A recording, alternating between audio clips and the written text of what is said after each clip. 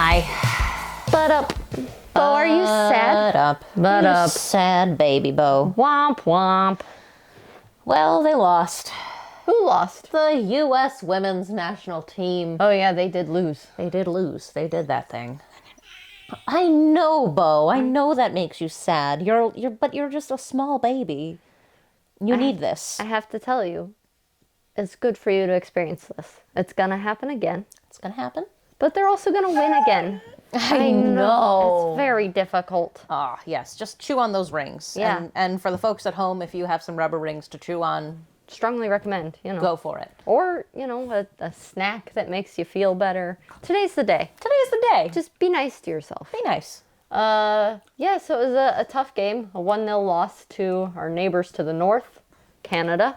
Rivals. Our rivals, our longtime compatriots, yeah, we play them a lot. We do play them a lot, and they found ways to beat us. They kind of used that to their advantage. Yeah, they're like, oh, wait, we do know them. Yeah. Like, wait a minute. I can use this to my advantage, maybe. They did say that Coach said in the post-game presser that they had played back in February, I think it was, and they saw some ways to maybe exploit the team, and they did do that. And they went out and they won. Yeah. 1-0. Yeah. And, the one was a penalty, maybe a questionable penalty, some may say. I was a bit too sleepy, if I'm being honest, to have judgments about it. Also, when it comes to Tierna Davidson, she can do no wrong. She's perfect and wonderful. So I'm going to say she's innocent. Whether or not that means the penalty should have happened is a different question to me, but she is innocent. And it was a tough call. It was a tough call. It was a really well-taken penalty, too.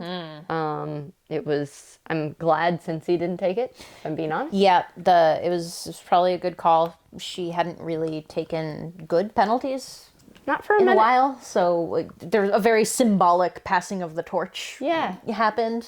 And, she missed one in their last game, or I think a penalty. Time makes no sense right now. She missed one. It was the last game. Yeah, she missed one for the Thorns not so long ago, and that was a surprise. Yeah, and I think that was a good call. That was a mature call. Yeah. on the part of the team to pass that torch. Yeah. And speaking of mature calls, what do you think the U.S. could have done better? Oh well, I think they could have played like a team that liked each other. Yeah, what was that about? They really just, I don't know. All of a sudden, this team that was made up of people who have played together for a long time, A lot of them. all of a sudden seemed to not know each other, which was weird to me. Yeah, it was interesting. We talked a bit about, does chemistry make a difference there? And I say to an extent, but players like Tobin and Crystal Dunn should be familiar enough to link up on the sideline. And multiple times it just didn't quite work out. And it was like the communication was off. Something was amok. Something amiss. Something amiss. I don't know if it was the roster selection. I think there were. I think that was a big part. From the beginning, from the roster was announced, I think question marks. Even before then, we were like, are you really going to take Tobin and Julie Ertz? And then they took Tobin and Julie Ertz. And not necessarily that those individual players did massive things wrong, but when you think about who else could have filled those spots. Right. That's where I have big questions. Right. When you come with a very veteran-heavy, injury-heavy team. Yeah. There was a joy missing. Is the way a lot of folks have put it, and I would say I agree with. What goes into that? I think it's just a matter of having fun playing. This U.S. team we saw in the World Cup enjoyed beating people. They went out, they knew they were good. Yep. And there's a certain attitude and fun that goes with that when you have a team like that you're playing with. Yeah. And there wasn't any of that. I think personally that maybe a bit too much pressure was put on this veteran group to be the ones that won the gold after winning the World Cup and win their last hurrah. You can only handle so much of that. That's a lot. And maybe if we had brought some of those younger players, we would have had a little bit more of that joy to play. Yeah. Yeah, I mean, it's a tough decision to take a veteran off a roster and say, I don't know, it's not going to work this time around.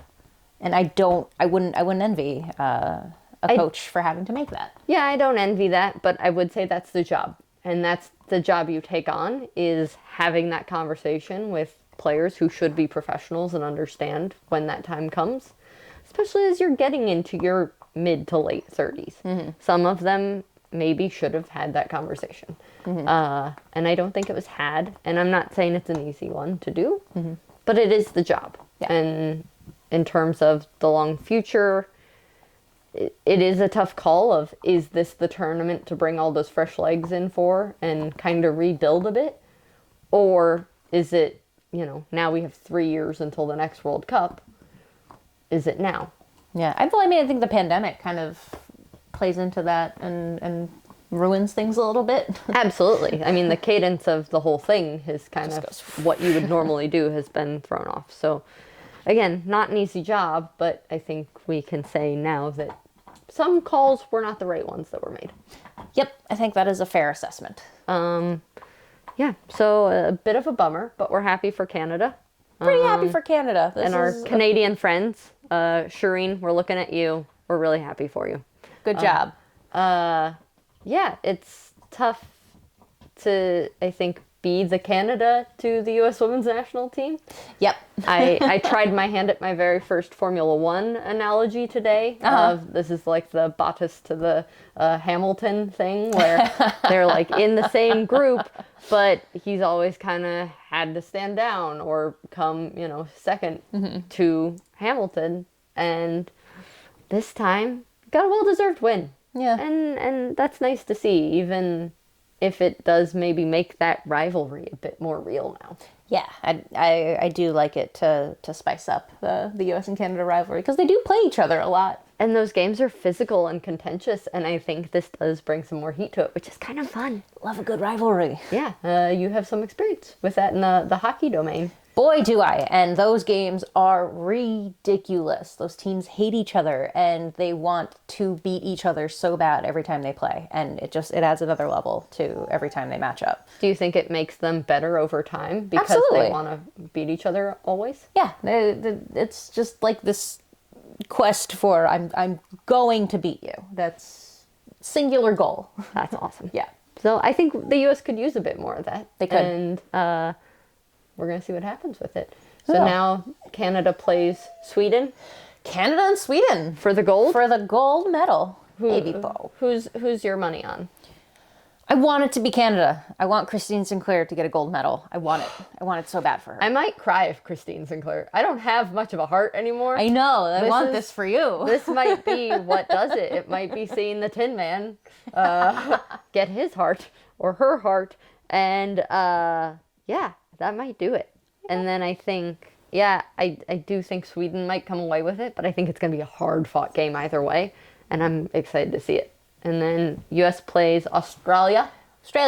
For, I don't know what I'm doing. Bo's very sad about this so bronze. Sad. She don't want to be a bronze medal. She wants a gold medal. Man. She only gets 3 rings, not 5 rings. Only 3 rings. But yeah, U.S. will play Australia, a rematch of their group game in which they tied. Yeah, in which they did not bring their best. No, so I'm really hoping with, nothing to lose. I mean, there is something to lose. It's medal or no medal. Yeah, which, and once you get this far, you don't want to go back with no medal. I don't want them to go back with no medal because I'm tired. I've gotten up at 4 a.m. several times. And we'll do it again. Yes. But I hope they unleash everything. I hope Katarina Cario is starting. Yep. I hope Lynn Williams is starting. Yep. I hope Casey Kruger is starting. Yeah. Throw the plan out the window. Just give it everything you've got. Give them everything. Give them hell. A little worried about Alyssa Nair. Hope she's okay. Yeah, I really hope she's okay. But also, I hope AD French maybe gets a start just because that experience is great for her, and that'd be good to see. I think she did a great job stepping in because it's really tough as a backup goalie to just go from 0 to okay, you're in. Save a penalty now. Good luck. All right. So rough morning, Rough morning. rough day, a lot of emotions at an early hour. So because of that, we decided to take kind of a quieter approach to our middle segment today, and just give you something cute to look at. Something little We're cute. a little biased, but we think she's pretty great. And yeah, here's Bo.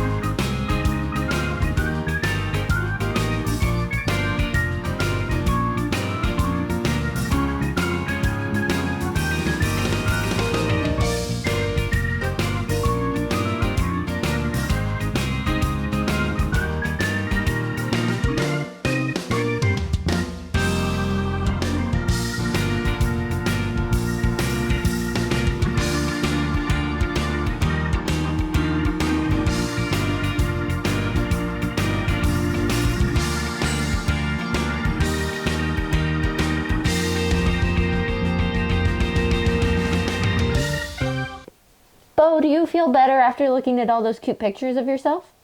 No, I think she does. I think you do. You look a little bit more calm, a little quieter. Maybe we go take a nap. Yeah. And we nap just sounds dream great. of wins in the future. Yeah. Because there will be wins in the future.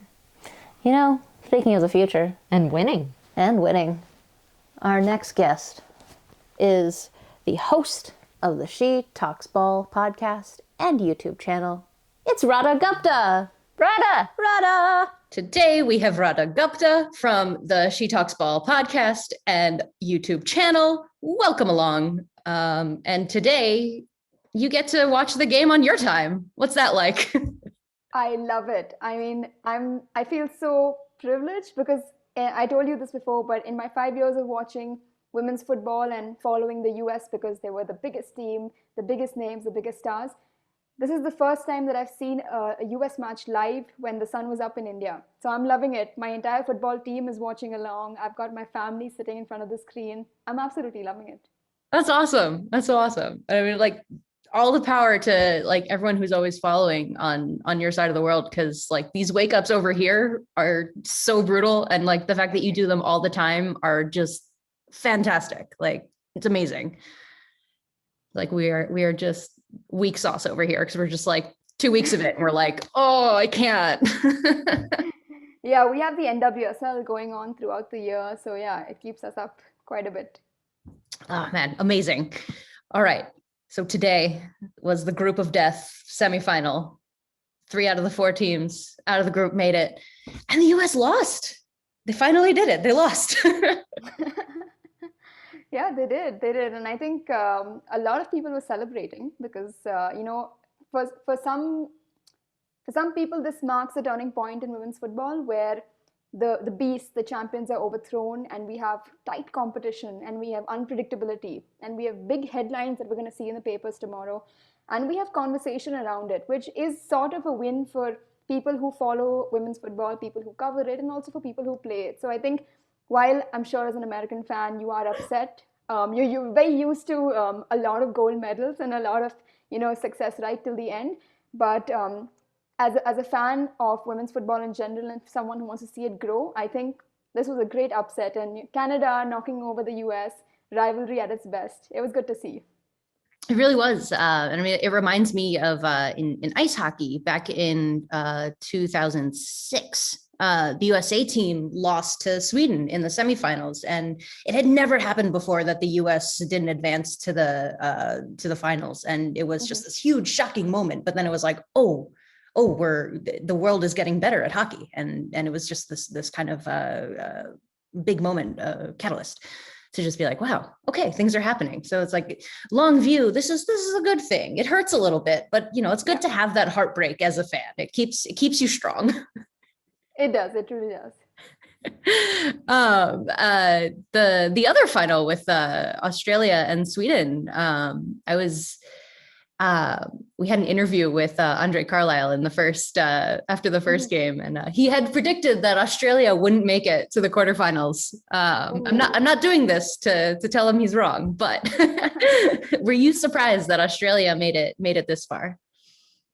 I wasn't. I think I was actually pleasantly surprised to see them live up to their potential. We have a team full of Sam Kerr, Caitlin Ford, from the back to the front. We've got players who often haven't hit their potential. We've seen that in the World Cup where they got out in the round of 16, I think. We've seen that, in Rio as well, where they didn't make it as far as they could. But to see them make it to the semi-final, still contend for a bronze medal match with the US, I think Australia finally played like Australia could play. And it was good to see. Yeah, all those Sam Kerr doesn't show up for the national games. Here she is. She's playing for a medal, and it's pretty wonderful. Absolutely. How are you feeling about this gold medal match coming up? To be very honest, I was watching it with a friend. I'm staying with her for a couple of days. I said, Sweden have won this. I whispered it to her as soon as the final whistle went off. And I just feel like right from the beginning, I have put my money on Sweden, saying that they're going to take home the gold. I felt sort of an upset coming, whether it was beating US initially or, making it this far. They've been the most dominant in the knockout rounds as well. I just don't see this Canada side beating Sweden. I feel like the only way they will beat them is if they pull a Sweden on Sweden and they hang back, play out for penalties, and then Steph Labbe comes up goal for them. But I think Sweden are that much better, in form, peaking at the right time. I feel like there is no other answer except for Sweden taking the gold. I like that. Yeah, Sweden looks unstoppable right now in this tournament. Now, looking ahead to just like the future, the next year or so in football, because we've seen a lot of international stars just ball out in this tournament. How do you think this next year or so is going to play out in like the WSL?